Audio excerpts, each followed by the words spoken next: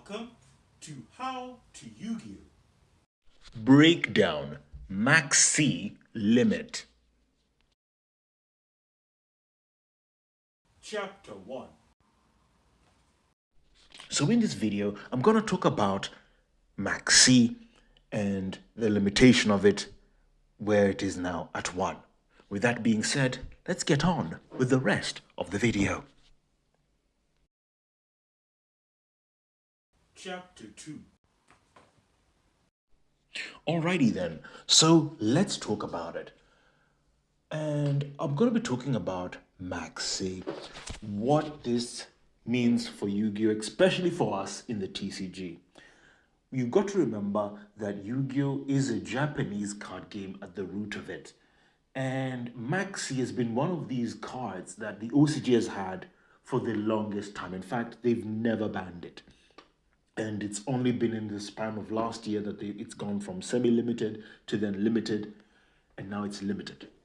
So what does this mean for card production?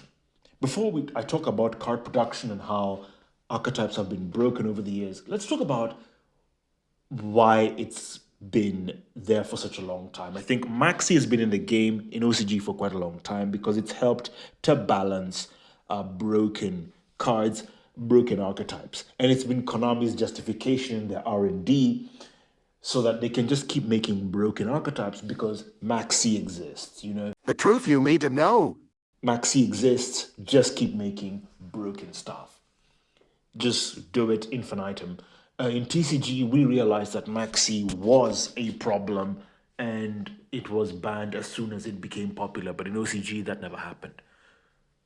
But what does this mean that Maxx is at 1? And potentially that this year in the next ban list, we may see it in the OCG get banned. What will that mean for archetypes and how Konami and OCG makes, the archetypes? Well, we're seeing it already with the current archetypes that were released near the end of last year and the beginning of this year. And we're looking and we've seen the archetypes so far. They've been their power level has been significantly reduced. And it is for good reason because now the people who are making the cards in Japan know that Maxx does not exist, will not be existing soon. So they can't make broken archetypes anymore. And the fact that it doesn't exist means that they've got to put some locks, some checks and balances. We're seeing here with an archetype called Clown Clan, sure. We're seeing decks make boards that are a little bit. I think we did see some cards that then last year make some archetypes that did have some broken stuff. But overall, even the stuff that is relatively, we would say, broken, like for example, Ryziel, has some locks in it, to a certain degree, and is not as crazy as what Snake Eyes was, which had no locks. The point I'm trying to make is that the aspect of locks is coming, we're seeing it more in archetypes, which matters. And this matters because they are now making archetypes with the consideration of fuel loss.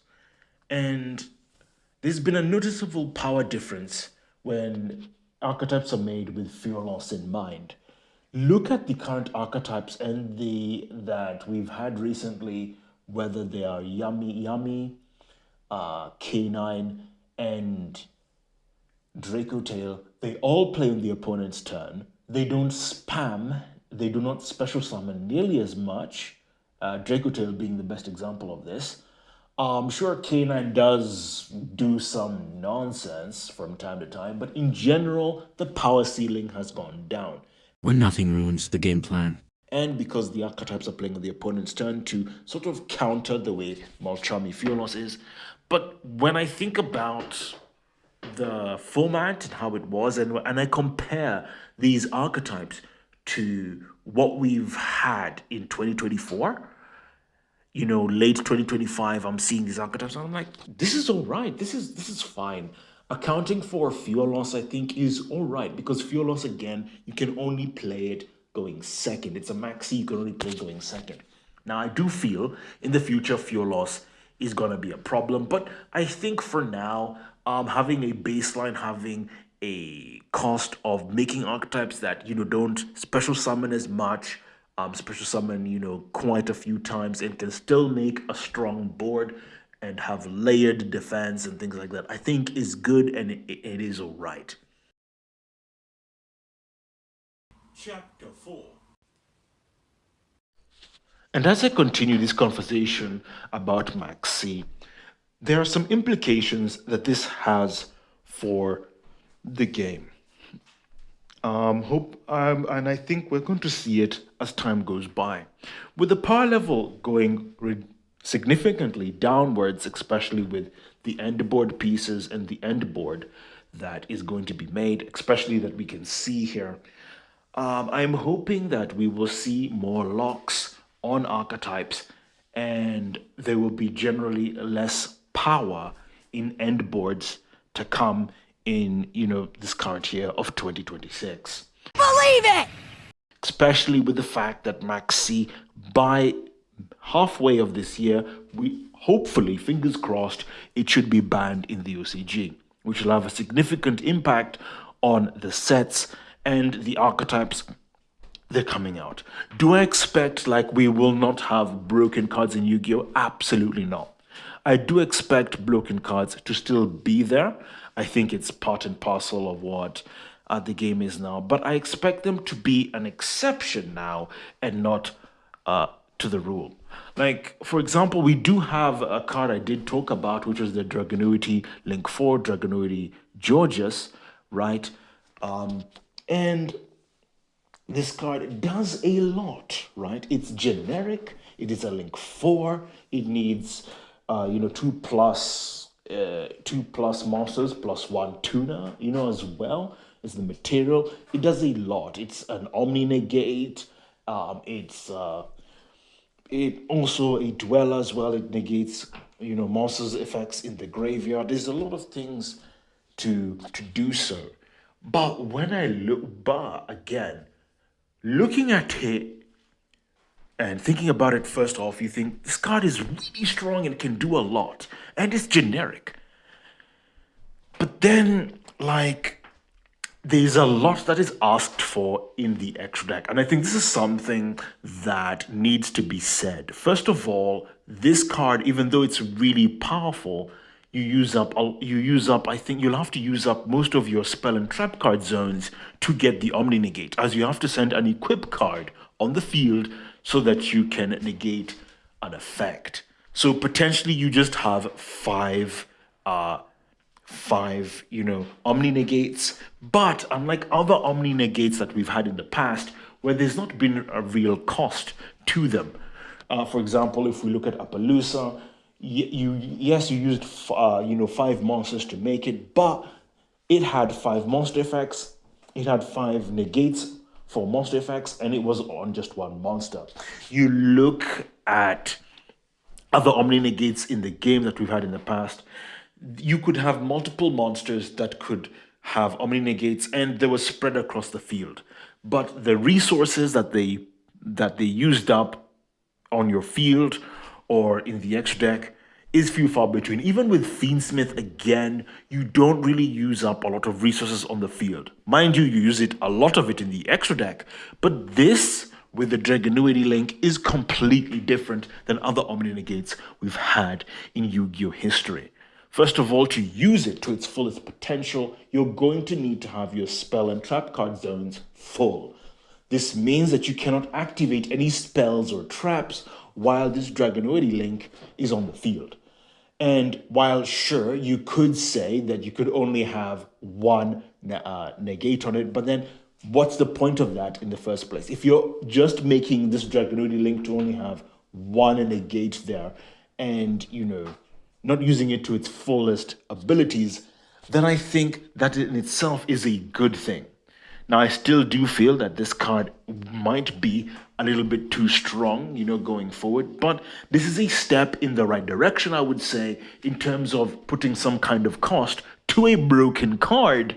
Whether this is going to be the way forward of how we balance broken cards is yet to be seen and yet to be determined. But overall, I'm liking the direction of where, you know, card design is going. There still leaves a lot of things to be desired, and I think we still, and I don't think we need broken cards, but Konami, obviously, as a business, has to put in some broken cards to sell product and sell, the cards to us. But overall, I think we're heading in a very good place, gameplay wise and card creation wise. And I think that's it, really. So let's head on to the conclusion. Final chapter. So here I am at the conclusion. And all I've got to say is that the impact of the Maxi limit and potential ban of Maxi midway this year is gonna have impact for the game. We're already seeing impact of it with the archetypes that have been revealed so far. They're not doing anything crazy. They're not doing anything silly. We do have some reveals of support for current archetypes like Mitsurugi in a structure deck, which might go a bit out of hand. But overall, I'm optimistic on where the game is at the moment, and yeah, things are looking mighty good where Yu-Gi-Oh is. And where I see Yu-Gi-Oh is in a very good place, a healthy place, a better place than we were before. Where Yu-Gi-Oh is now in 2026 is not where the game was in 2025. In early 2025, we were in a different place. There were certain things I said, Konami needed to do for the game. And now we're in a completely different place, a better place, as we have another format which fixes one of the issues we've had for bad archetypes. We can put them there. There's also, the power level has reduced for archetypes, especially with last year. Yes, we did have we do have our usual suspects of floodgates and things, but last year was impressive in terms of what was banned, especially with that emergency ban list we had, getting rid of all those disgusting floodgates and all the nonsense that we had in the game. And with the latest ban list, we banned the barrier water statue as well, leaving only the barrier of light and the barrier of dark in the game. So yeah, game's in a good place. We're heading to a better place, and we've been at the bottom for a long time, but we can only go up from here, as we're already at rock bottom. So the only way is up. Well, tune in next time as I talk about more things on this channel. Hope to see you soon. We come to the end of this video. So, as I like to say, you are one step closer to becoming a Yu-Gi-Oh master. My fate, right, is in your hands.